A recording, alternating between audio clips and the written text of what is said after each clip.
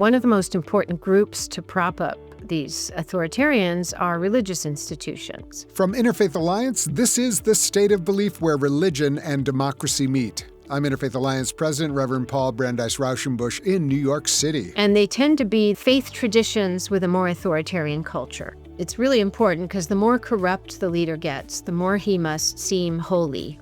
And they provide a moral legitimacy to him. How does the current American president rank compared with other authoritarian leaders from recent history? Historian Ruth Ben-Ghiat is a top expert in the field with books like Strongmen, Mussolini to the Present, to her credit. We'll get her insights on how such leaders consolidate power and how they lose it this week on The State of Belief.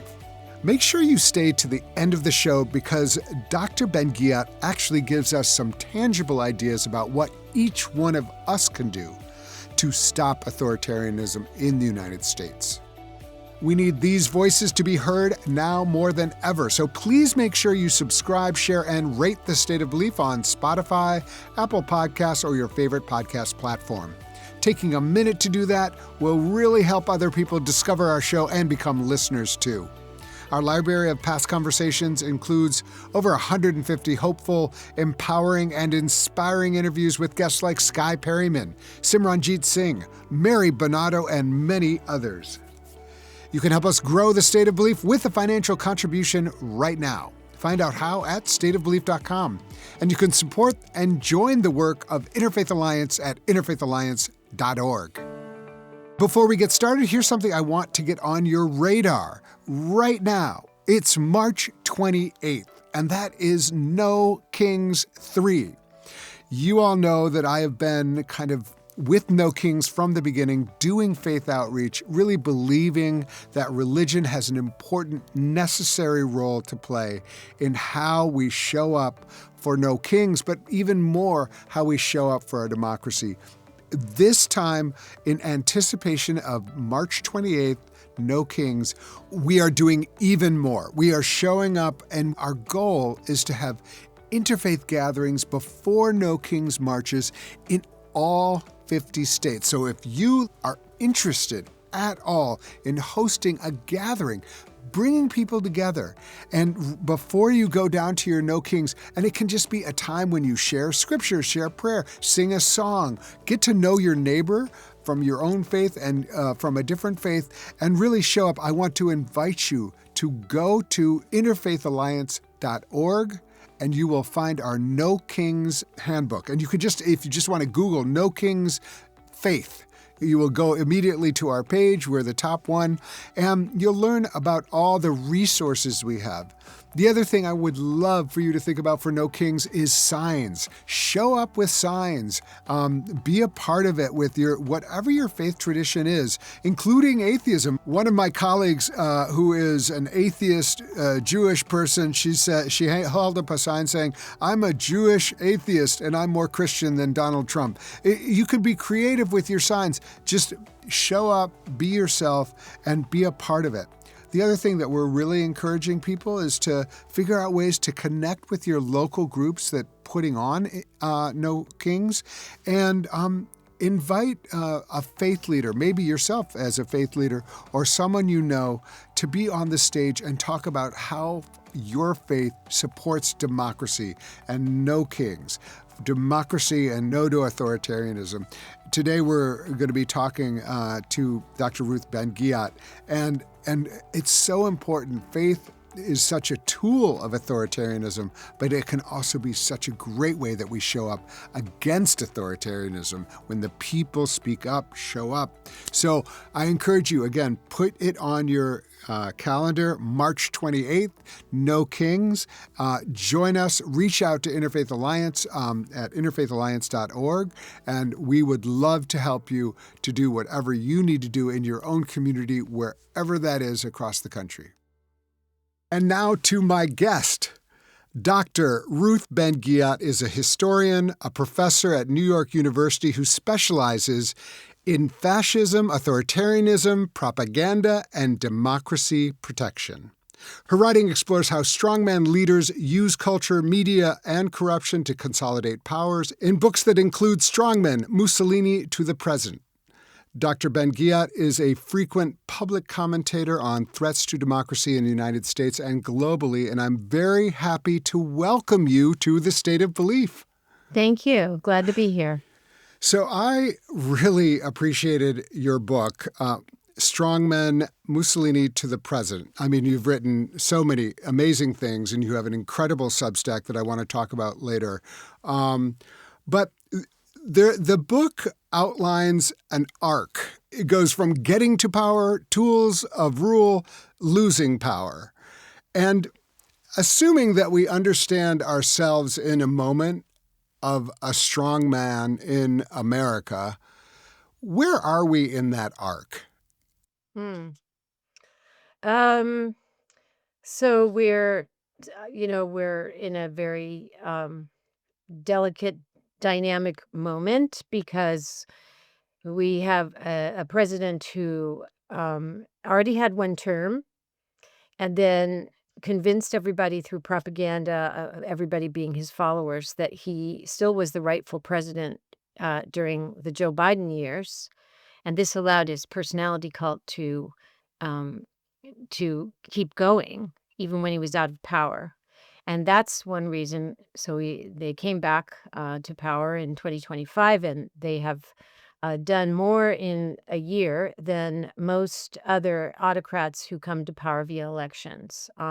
But I believe that um, President Trump has been overstepping and overreaching and being very blatant about his corruption and visiting hardship on Americans, especially with this new war on Iran. And so he could be paying a heavy price.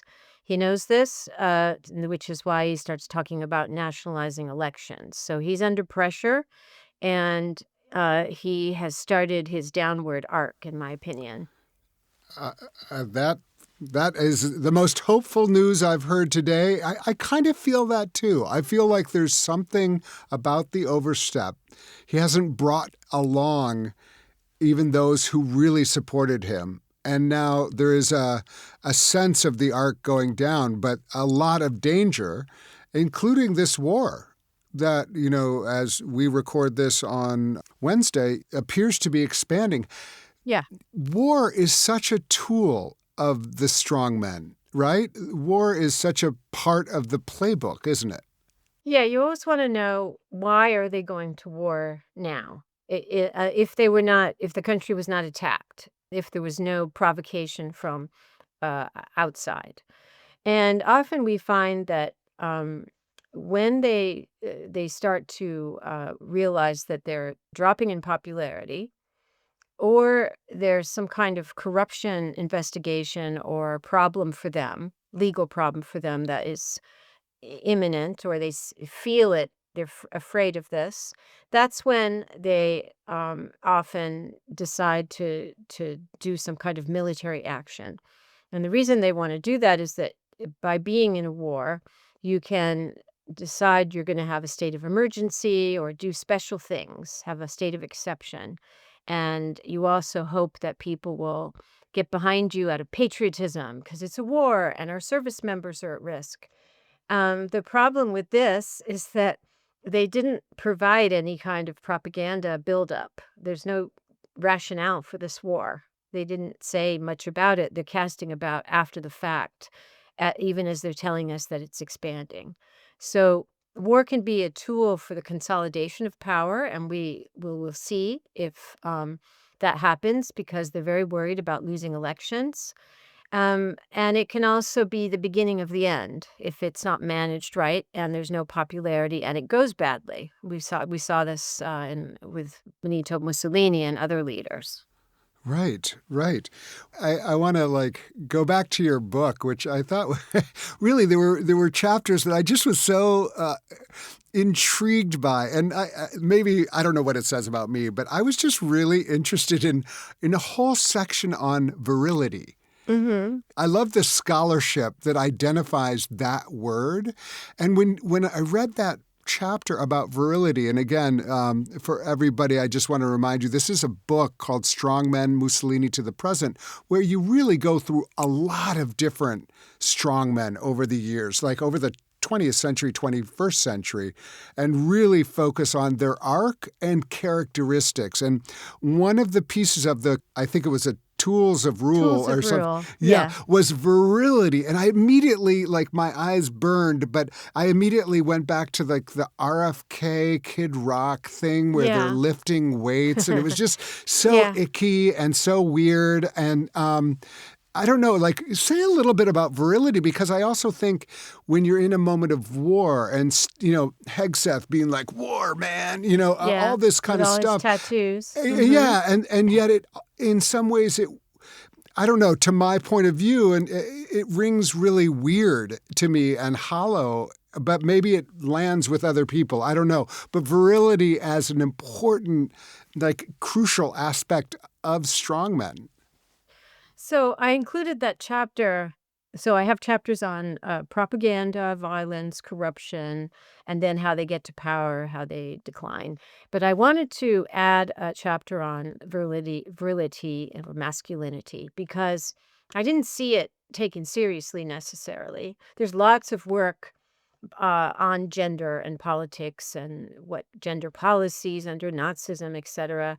But in a general book like this, I really wanted to integrate it because for personality cults, for example, the way that Mussolini and Putin and they're the ones who strip their shirts off, but even Trump, this kind of ethos of male being in charge and brutality and lawlessness, being the outlaw who gets away with everything. This has a deep cultural background, and it appeals to people. So what I wanted to say is that they use their masculinity actively as a way of staying in power, no less than the way they use corruption or especially propaganda. So it's really integral. And one of the weird things that these leaders do is that on the one hand, they're like aggressors and they're lawless, they're bullies, they're murderers sometimes. On the other hand, they pose as the victim. And they pretty much all do this. Going back to Mussolini, Bolsonaro, Bolsonaro was, he had an assassination attempt against him. He's the former president of Brazil when he ran for office. And while he was president, he had to go sometimes to the hospital for lingering health effects. He would always live stream himself in the hospital, often with his gown partly off, so you could see his chest, and to remind people that he'd been a victim. Right. So this duality of being the bully and also being the victim is something that this type of leader does really expertly, and almost all of them do it. And it's part of their appeal because people feel they want to take, you can see quotes with Trump. Trump's always the victim. And before, early on, MAGA followers would say, I just want to take care of him. Right. And remember when he had the assassination attempt Yeah. of Butler and he had an ear bandage and they wore ear bandages That too. was, 100%. That is a really great example that I had in mind. Yeah. Yeah. Oh my gosh. Yes. So the masculinity can seem superficial, especially if we're just looking at pictures of Putin strutting around with no shirt. But it's not. It's actually integral to the appeal and the operation of authoritarianism. Yeah. Up next, much more with Ruth Ben-Ghiat. You'll want to keep listening for her take on all that we can do to counter the strong man that is among us, namely President Donald Trump. You can hear full episodes of The State of Belief anytime on our website at stateofbelief.com. You'll also find links to topics we discussed this week, as well as transcripts and more.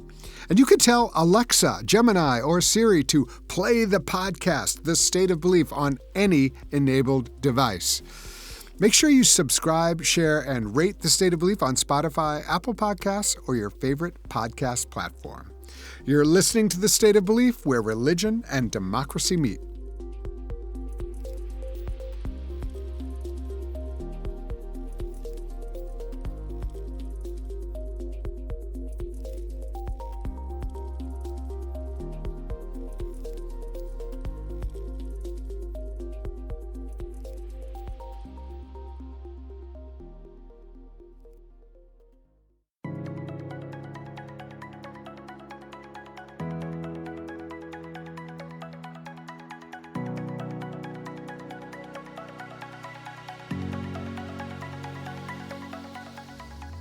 Welcome back to The State of Belief. I'm Interfaith Alliance President, Reverend Paul Brandeis Rauschenbusch. My guest is author and scholar, Dr. Ruth Ben-Ghiat. Well, your PhD was in the formation of fascist culture. And I'm just curious, what are some of the ingredients? And I would be remiss if I didn't ask, how does religion play into the formation of a fascist culture? Because we're certainly seeing in this country there is no MAGA without a Christian nationalist underpinning to all of it. So I'll take you back to your PhD, but it's so relevant. What does it mean to form a fascist culture, and what are the ingredients of that? So the spirituality and religion part is really important because sometimes, and this is quite country specific. So just when we were talking about the strongman is the savior, but he's also the victim. He can be the martyr. Um, this is religious language, of course, and so a lot of these regimes, they borrow from the language and concepts of religion, and they make a kind of political religion. And this is true also where religion's been banned, like in communist countries. But so there it's very important where you're styling the leader as the savior, and so you have people come out and say, "Oh, he's in office by the will of God." And it doesn't matter what the faith is. I want to emphasize this because you have this going on with Erdogan and Gaddafi in his time, so they're Muslim. We have it with Christianity. In Israel, the extreme Orthodox and Messianic people, they say it about Netanyahu. So the faith is irrelevant. It's that the leader is there by the will of God, and thus he is infallible in his own way. So there's that kind of ideological thing, and then there's a very practical thing where one of the most important groups to prop up these authoritarians are religious institutions, and they tend to be the more authoritarian, the faith traditions with a more authoritarian culture, like the Russian Orthodox Church. And what you see is when they make these deals, it's really important because the more corrupt the leader gets, the more he must seem holy. Um, and they provide a moral legitimacy to him. So Putin goes, out, and the Russian Orthodox priests have big crosses behind him, even as he becomes more of a ethnic cleanser and killing people all the time. So there's that. And so it's part of the structure. You have media elites, you have financial elites who prop up the leader, but the religious elites, and the last thing I'll say, the reason they're so important is that it trickles down. And in a well-run, when you have a real dictatorship, the average priest or imam, they're at their pulpit and they are transmitting the propaganda of the regime in a subtle way, or just supporting the leader and supporting the idea that he's there to do divine work. And so it's a constant source of re- renewing the messages of the regime from people you trust, like your priest, your chaplain, you Right. know. Right. Well, So we you see certainly how it have that. works at all Yeah, levels. yeah, and we certainly have that, again, at the highest level of American government, but also this is actually kind of gospel, quote unquote, Yes. that Trump is anointed by God to lead this moment in America and save Christianity. It's that's actually preached all across the country, not universally, and certainly not even the majority of Christians would ever say something like that. But there's a core group for whom that is absolutely true, and it's as true as any other part of the faith. And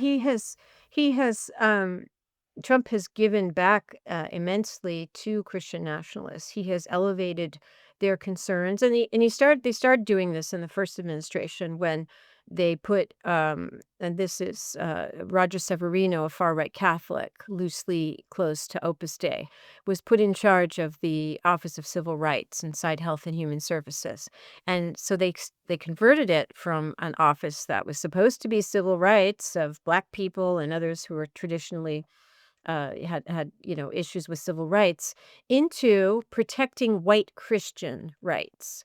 And this was like a rehearsal for what we're seeing now. And so he's held up his end of the bargain. Oh, for Uh, sure. I mean, and they're getting a lot back from him, and that's why they have continued to support him. yeah, yeah, absolutely. The Anti-Christian Bias Task Force, Yeah. the Religious Liberty Commission, all of it made up of essentially white Christian nationalists who are, have a particular goal with those offices, and it's certainly it props up this administration. Talk to me a little bit about scapegoats and fascism. I mean, like, it seems like fascists need the other in order to make, to instill fear, threat. That seems to be like an ingredient in a fascist authoritarian playbook. That there is an other both outside and within. Yeah, that's really important. And ideally, you connect the two. You first have to create the internal enemy. And I want to say that it goes way beyond polarization, because polarization can occur in democracies where we think very differently. We're quite far apart in the way we think of things, but we're still in a democracy. Authoritarians encourage something I call survivalism, that it's not me versus you even, it's me or you, and only one of us can survive. And the scapegoat is the person who is posing an existential threat to my existence. And that's why you have in the Nazi times, it was the Jews who were not just another people. They were plunderers, rapists, they were controlling everything, and they were seen as a threat to Germany's survival. That was, even though they were like 0.1% of the population. And then it could be immigrants. The roster of who it is changes. But the point is that, as per Great Replacement theory, we can't coexist with them because they will cause us to die Yeah. off.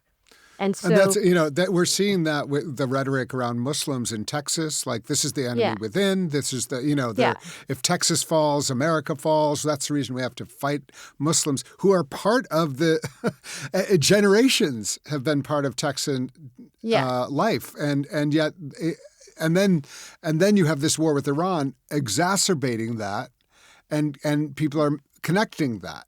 And Yes. terrible things are being said right now. It's scary, because the next step, so you've created an internal enemy. And of course, as you point out, these things can come and go. It could be Somalis this week, Right. Haitians last week. But the next step is that the internal enemy has to be connected to an external enemy. So all Muslims become international terrorists, or they're connected to terrorists, or people are connected to George Soros.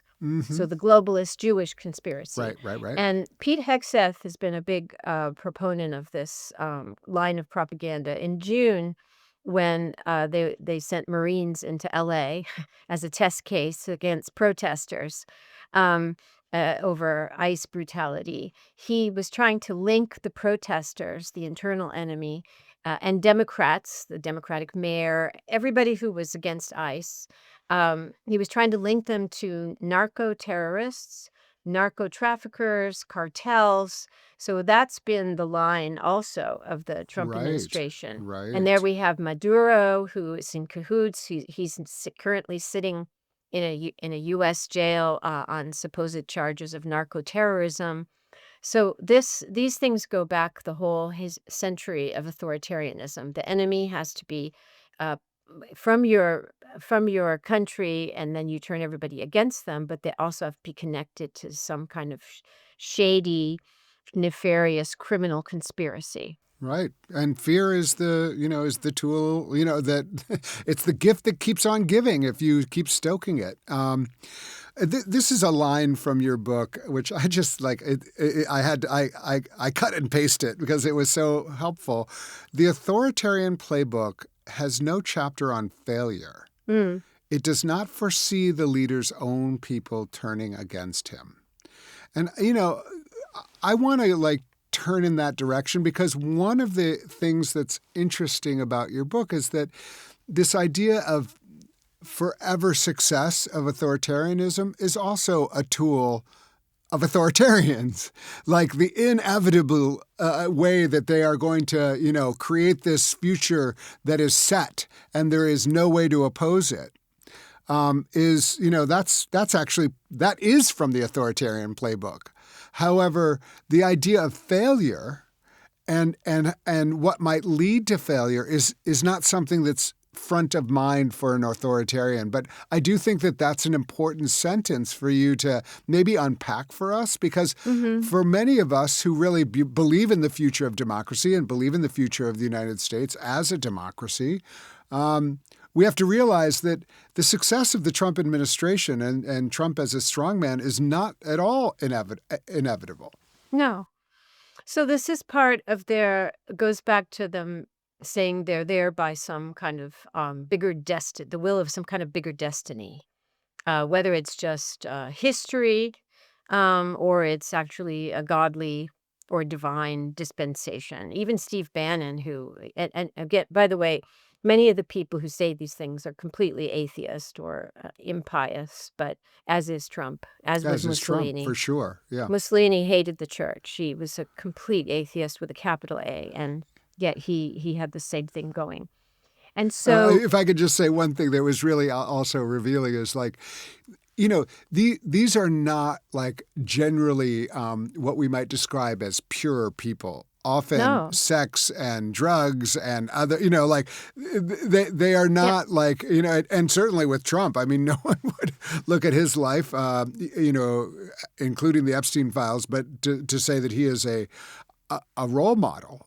And yet those are the people who need the narrative, the propaganda, and the support of religious institutions who say they're there by the will of God and they are instruments of the divine, and they all know exactly how depraved these people are, but which makes their collaboration even worse, right? So there is no page on failure in the authoritarian playbook because of this, that they have to be seen as infallible. And even if they're visiting terrible things upon the population, they have to have people believe it's in their best interest. It's part of the sacrifice that you need to get to greatness, make America great again. And so there's that.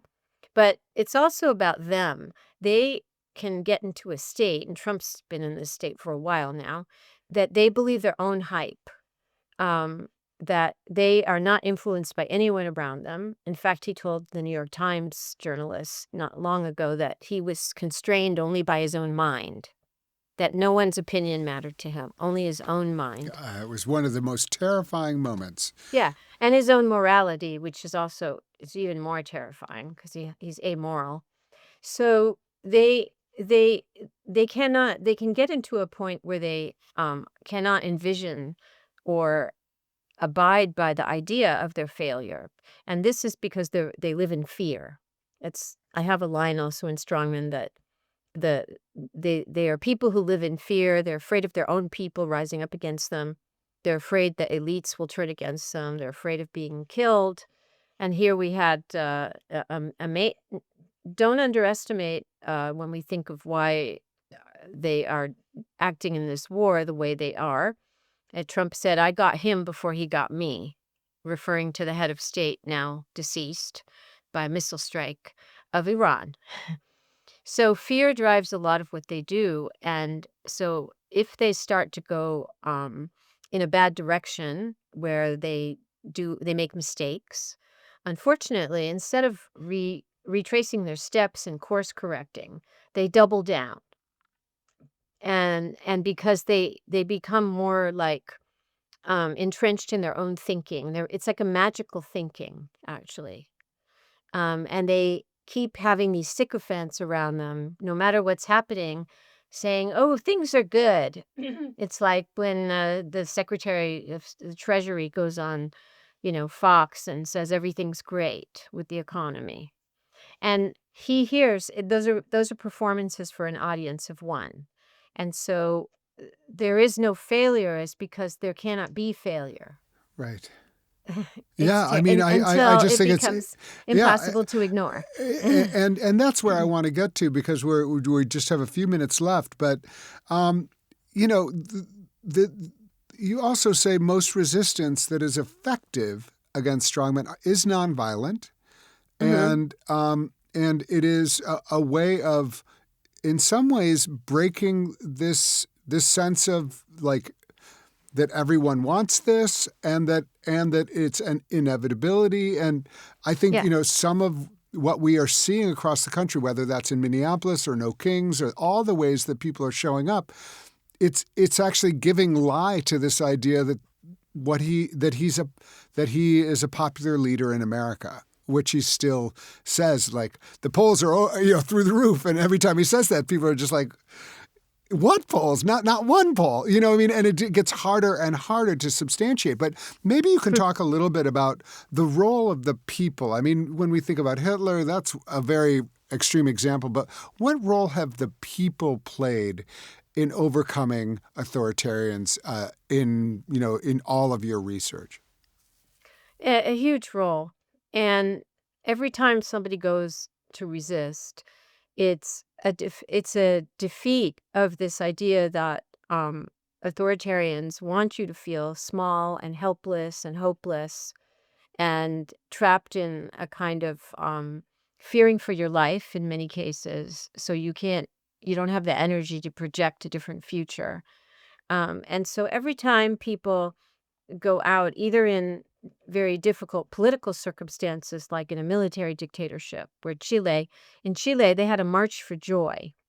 I mean, what kind of people will have a March for Joy? That's what they called it, under a military dictatorship. That is a faith in the future, a faith in their own resources. That is incredible. Or we saw in Minneapolis, people were out there in large numbers, not giving up in sub-zero temperatures, with people getting murdered execution style, and they're still out there. So these are rebukes to everything we've been talking about. That the strongman knows best, and you're not going to do anything because you're too full of fear. And so over and over again around the world, people have stood up, and first it's just a few, and then others join them. And it's very important to have these big tent coalitions that can take a while to manifest, but they can come, and they're church leaders, labor leaders, all kinds of people. And what we're seeing here in the States is a slow building, but big numbers. And I did some comparative research that in Hungary, where Orban immediately changed the constitution, there were large rallies in his first 2 years. But in Russia and in Turkey and other places where people came to power via elections, it took up to 10 years for mass demonstrations to happen. So we're actually ahead of the curve. We keep thinking that we're behind because not enough people are demonstrating. But the other thing is um, that resistance is decentralized today. Not everybody descends on the Capitol. And so we're actually doing a lot, and the numbers are building. And also, there are people who have never protested before, and they're coming out because they think it's the right thing to do. Yeah. And I think, one of you mentioned the white rose in Hitler, and that's like, in the end, it's a very difficult story, but even small, like saying no in whatever like small way, whether it's, a piece of art or, and so I just, as we close, I just want to remind our listeners that no one has to do everything. You Hmm. don't have to be in the very, very front lines. Courage can look like very different things to different people, but if you can do one thing, and it's just, I think, I think that's a really important Hmm. that we all can do one thing or and then do another thing, and Hmm. I think that that's the way we will save our democracy. I think that's excellent. That's exactly. Resistance takes many forms. Not everybody has to be in the streets, or if they're there, they don't have to be in the front line. There are many ways that you can participate. You can also work, never give up on elections. You can do phone banking, you can do canvassing. There are many ways, but the key is to do something that suits your talents and your temperament, and to never give up on the idea that we can change things. Dr. Ben-Ghiat is a historian and university professor who focuses on authoritarianism, fascism, and propaganda. She's a sought-after commentator and author of books like Strongmen, Mussolini to the Present. Ruth writes with great insight, and I'm a huge fan of her Substack, @Lucid. Thank you so much for being with us today on The State of Belief. Thank you. Who do you know who would get a lot out of this discussion with Dr. Ruth Ben-Ghiat? Please share The State of Belief with them, and be sure to subscribe to The State of Belief on Spotify, Apple Podcasts, or your favorite podcast platform. We need your help to keep growing The State of Belief. Please consider making a financial contribution today at stateofbelief.com. That's stateofbelief.com. The views and opinions expressed on this program do not necessarily reflect those of Religion News Service or Religion News Foundation. The State of Belief is produced by Ray Kirstein and is a production of Interfaith Alliance. Become a member today at interfaithalliance.org. And be sure to join us next week. I am going to be speaking with Robert P. Jones, who's the founder and president of Public Religion Research Institute, on their huge survey that just came out on Christian nationalism. You are not going to want to miss it. Until then, I'm Paul Brandeis Rauschenbusch on The State of Belief, where religion and democracy meet.